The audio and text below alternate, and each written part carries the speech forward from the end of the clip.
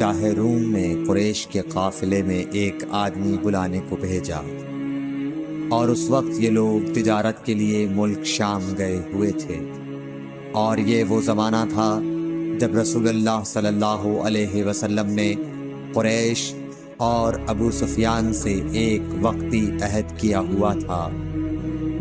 جب ابو سفیان اور دوسرے لوگ ہرقل کے پاس ایلیا پہنچے جہاں ہرقل نے دربار طلب کیا تھا، اس کے گرد روم کے بڑے بڑے لوگ، علماء، وزراء و امراء بیٹھے ہوئے تھے۔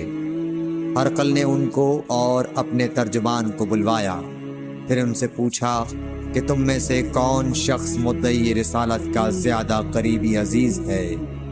ابو سفیان کہتے ہیں کہ میں بول اٹھا کہ میں اس کا سب سے زیادہ قریبی رشتہ دار ہوں۔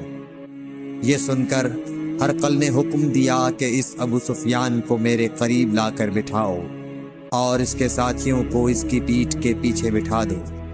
پھر اپنے ترجمان سے کہا کہ ان لوگوں سے کہہ دو کہ میں ابو سفیان سے اس شخص یعنی محمد صلی اللہ علیہ وسلم کے حالات پوچھتا ہوں۔ اگر یہ مجھ سے کسی بات میں جھوٹ بول دے تو تم اس کا جھوٹ ظاہر کر دینا۔ ابو سفیان کا قول ہے کہ خدا کی قسم، اگر مجھے یہ غیرت نہ آتی کہ یہ لوگ مجھ کو جھٹلائیں گے تو میں آپ صلی اللہ علیہ وسلم کی نسبت ضرور غلط گوئی سے کام لیتا۔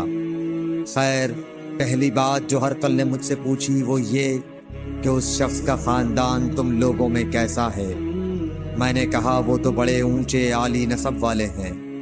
کہنے لگا اس سے پہلے بھی کسی نے تم لوگوں میں ایسی بات کہی تھی؟ میں نے کہا نہیں۔ کہنے لگا اچھا اس کے بڑوں میں کوئی بادشاہ ہوا ہے؟ میں نے کہا نہیں۔ پھر اس نے کہا بڑے لوگوں نے اس کی پیروی اختیار کی ہے یا کمزوروں نے؟